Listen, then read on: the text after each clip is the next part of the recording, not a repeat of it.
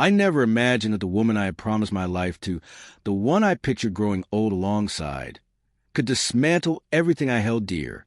We had spent 6 years together, 3 of them married, building a life that, from the outside, seemed flawless. Friends admired our dinners, our vibrant vacation snapshots, and our lively game nights. Yet beneath the polished surface, something had shifted. She grew distant, constantly glued to her phone, her responses curt and elusive. I discovered the betrayal not because I suspected anything, but by sheer accident. One evening, my phone dead, I reached for hers to make a quick call. A notification popped up. Can't wait for tonight. He doesn't know a thing. My stomach turned, my hands trembled, and nausea washed over me. That night, I confronted her. At first, she denied it, but when undeniable evidence surfaced, she offered no remorse. Only a casual, "It just happened." The situation worsened a week later when the man she was seeing, let's call him Dean, appeared at my doorstep.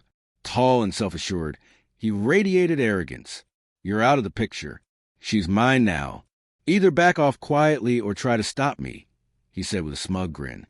I froze, unsure if he wanted to fight or just to humiliate me. Either way, his words hit me like a punch. I shut the door calmly, refusing to sink to his level. But inside, a spark ignited.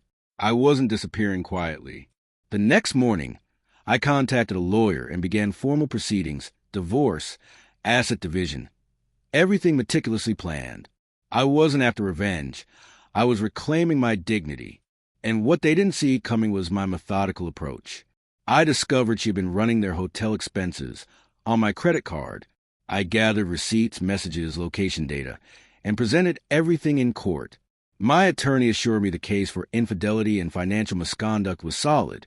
When the ruling came, it was in my favor. She didn't get half of our assets.